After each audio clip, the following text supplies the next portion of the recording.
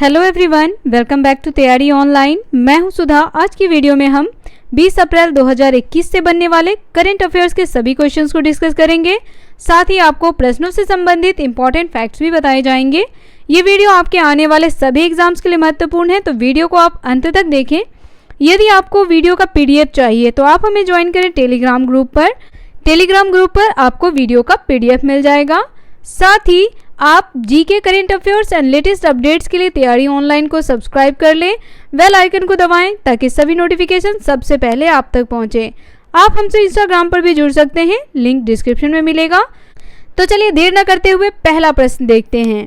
पहला प्रश्न है, निम्न में से किस भाषा के प्रसिद्ध साहित्यकार डॉक्टर नरेंद्र कोहली का हाल ही में निधन हो गया है?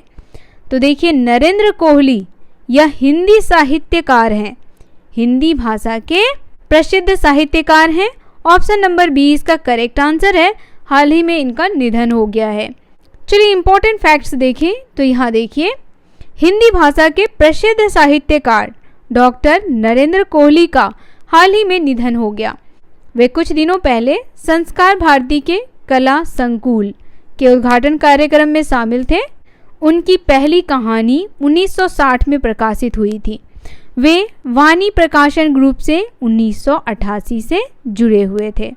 डॉक्टर नरेंद्र कोहली का जन्म 6 जनवरी 1940 में सियालकोट, पाकिस्तान में हुआ था। उस समय भारत और पाकिस्तान का विभाजन नहीं हुआ था। नरेंद्र कोहली जी ने उपन्यास, व्यंग, नाटक, कहानी इत्यादि की रचना की।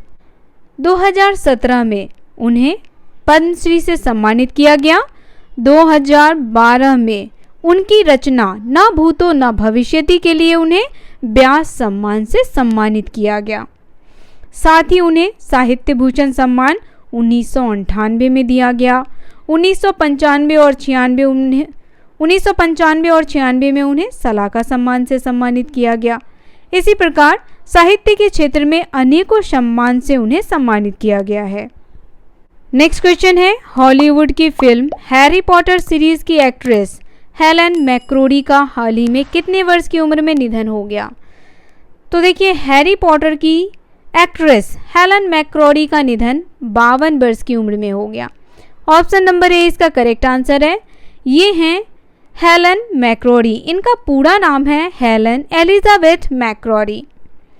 इन्होंने ड्रामा सेंटर लंदन से अध्ययन करने के बाद 1990 में the imports of wings bust में अपना पहला पदार्पण किया।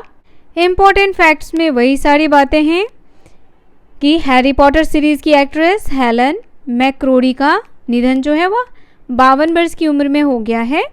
उनके निधन पर हॉलीवुड समेत दुनिया भर के उनके फैंस ने शोक व्यक्त किया है। उन्होंने एक्टर लुइस से 2007 में शादी की थी। नेक्स्ट क्वेश्चन है, इनमें से किस संगठन ने हाल ही में सरकारी प्रतिभूति अधिग्रहण कार्यक्रम GSAP शुरू किया है? तो देखिए, GSAP शुरू करने वाला संगठन है भारतीय रिजर्व बैंक। RBI ने इसे शुरू किया है।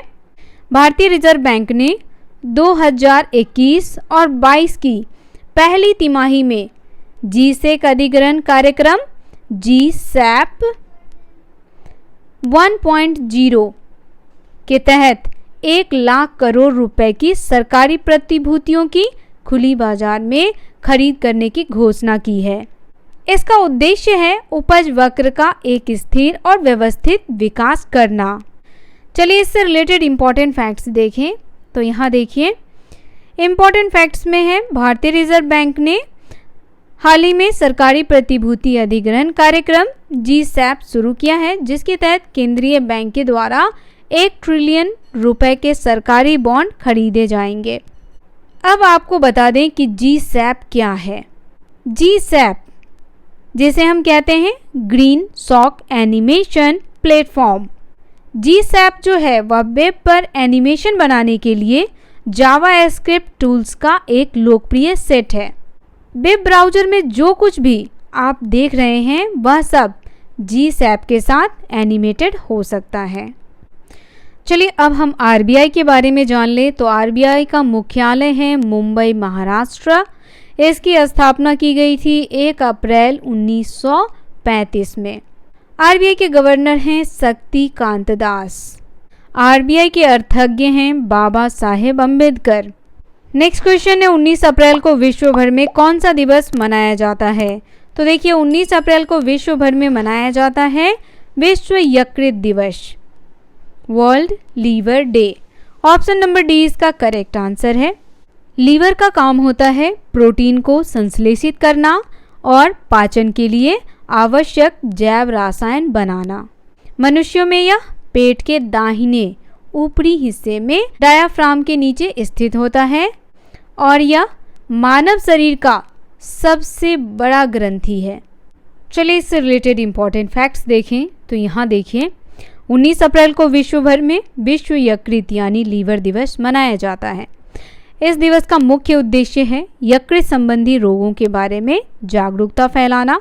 यकृत शरीर का दूसरा सबसे बड़ा अंग है और मस्तिष्क के अपवाद के साथ शरीर में सबसे जटिल अंग है। नेक्स्ट क्वेश्चन, भारत के किस राज्य में धामरा नदी पर रोपैक्स जेटी परियोजना के लिए 110 करोड़ रुपए की मंजूरी दी गई है? तो देखिए भारत के उड़ीसा राज्य में धामरा नदी पर रोपैक्स जेटी परियोजना के लिए 110 करोड़ रुपए की मंजूरी दी गई है। चलिए हम जान लेते हैं धामरा नदी के बारे में। तो धामरा नदी जो है वह भारत के ओडिशा राज्य के भद्रक जिले में बहने वाली एक नदी है। यह चांदवाली नगर के दक्षिण में ब्राह्मणी नदी और वैतरणी नदी के संगम से बनती है और बंगाल की खाड़ी में जाकर के गिरती है। इस नदी मुख के उत्तर में धामरा बंदरगाह और दक्षिण में गहिरमथा बालू तट स्थित है।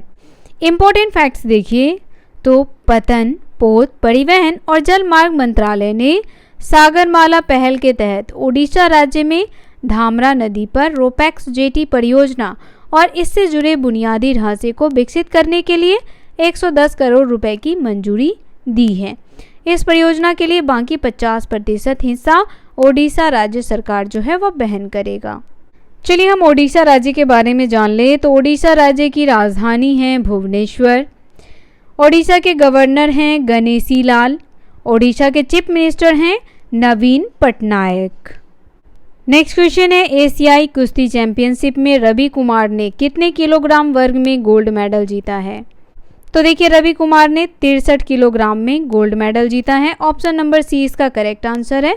चलिए इंपॉर्टेंट फैक्ट्स देखें। तो यहाँ देखिए एशियाई कुश्ती चैंपियनशिप में भारत के रवि कुमार ने 63 किलोग्राम वर्ग में गोल्ड मेडल जीता है, जबकि भारत के बजरंग पूनिया को 65 किलोग्राम वेट में चोट की वजह से फाइनल से बाहर होना पड़ा और उन्हें सिल्वर मेडल से ही संतोष करना पड़ा।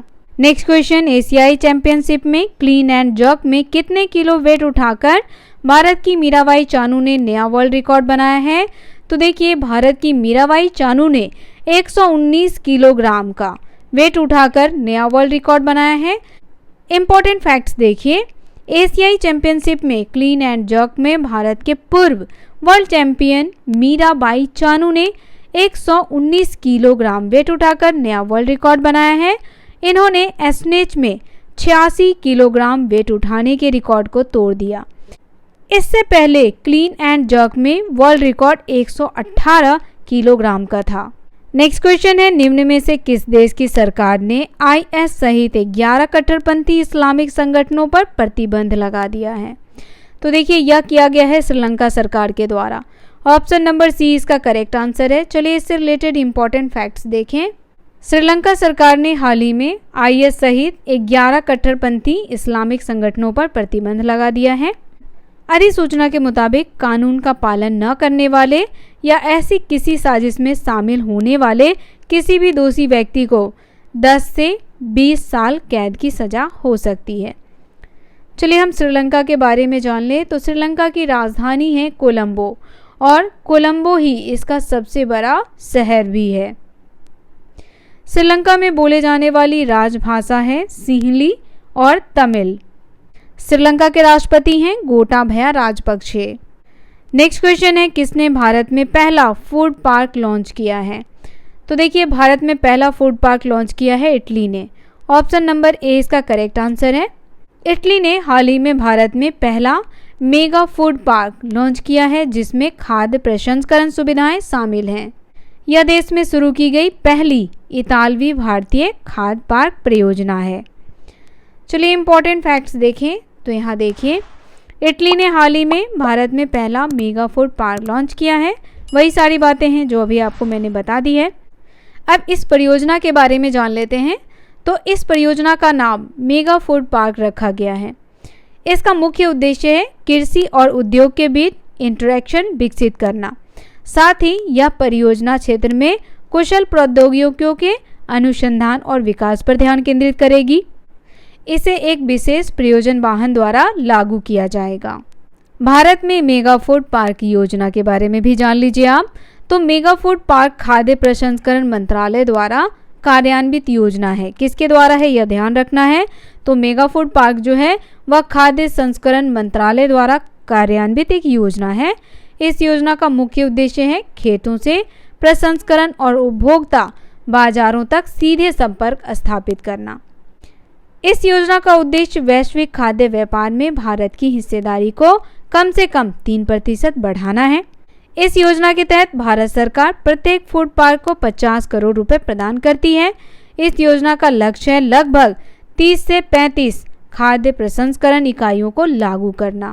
नेक्स्ट क्वेश्चन है, ट्रिब्यूनल सुधार अध्यादेश क्या है। हाल ही में राष्ट्रपति ने अधिकरण सुधार अध्यादेश यानी ट्रिब्यूनल सुधार अध्यादेश जारी किया है। इस अध्यादेश द्वारा मौजूदा अपीलीय अधिकरणों के कार्यों को दूसरे न्यायिक निकायों को हस्तांतरित कर दिया गया है। इस अध्यादेश द्वारा वित्त अधिनियम में संशोधन किया गया है ताकि खोज सह चयन समिति के संयोजन और उनके सदस्यों के कार्यकाल की अवधि से संबंधित प्रावधानों को इसमें शामिल किया जा सके। चलिए इससे रिलेटेड और भी इम्पोर्टेंट फैक्ट्स है जो आपको बता दिया जाए। तो यहाँ देखिए, यहाँ तो वही सारी बातें हैं जो मैंने अभी आपको बताया कि भारत के राष्ट्रपति ने the tribunal reforms rationalisation and condition of service ordinance 2021 को लागू किया है। इसमें 9 अधिनियमों के तहत अपीलीय अधिकारियों को भंग कर दिया गया और उनके कार्य को उच्च न्यायालयों में स्थानांतरित कर दिया गया है। अब यहाँ देखिए, इस अध्यादेश में 9 अधिनियमों के तहत अपीलीय न्यायाधिकरणों को भंग कर दिया गया है। वो 9 अधिनियम कौन कौन से हैं तो देखिए, पहला है सिनेमेटोग्राफ अधिनियम 1952, दूसरा कॉपीराइट अधिनियम 1957, तीसरा ट्रेडमार्क्स एक्ट 1999, चौथा है सीमा शुल्क अधिनियम 1962, पांचवा है भारतीय विमानपत्तन प्राधिकरण अधिनियम 1994, छठा है सामान एवं भौगोलिक संकेत पंजीकरण और संरक्षण अधिनियम 1999, सातवां है राष्ट्रीय राजमार्ग नियंत्रण भूमि और यातायात अधिनियम 2002, आठवां है पौध किस्मों और किसानों के अधिकारों का संरक्षण अधिनियम 2001 और नौवां है पेटेंट अधिनियम 1970। इसके साथ ही अध्यादेश में यह भी कहा गया है कि ट्रिब्यूनल के अध्यक्ष और सदस्यों की नियुक्ति केंद्र सरकार द्वारा एक खोज व चयन समिति द्वारा की गई सिफारिशों के आधार पर की जाएगी। समिति में भारत के मुख्य न्यायाधीश, केंद्र सरकारों द्वारा नामित सचिव, मंत्रालय के सचिव शामिल होंगे, जिसके तहत न्यायाधिकरण का गठन किया जाता है। निवर्तमान चेयरपर्सन या सेवानिवृत्त मुख्य न्यायाधीश या सेवानिवृत्त सर्वोच्च न्यायालय के न्यायाधीश होते हैं। तो ये जानकारी आपको कैसी लगी आप हमें कमेंट करके अवश्य बताएं। डेली करंट अफेयर्स एमसीक्यू का ये वीडियो यहीं समाप्त होता है। वीडियो पसंद आया हो तो इसे लाइक करें और अपने दोस्तों को शेयर करें। यदि आप हमारा सपोर्ट करना चाहते हैं तो चैनल को सब्सक्राइब करें, वीडियो को ज़्यादा से ज़्यादा अपने दोस्तों को शेयर करें। मिलते हैं आपसे नए दिन नए प्रश्नों के साथ, तब तक के लिए आप सभी का धन्यवाद।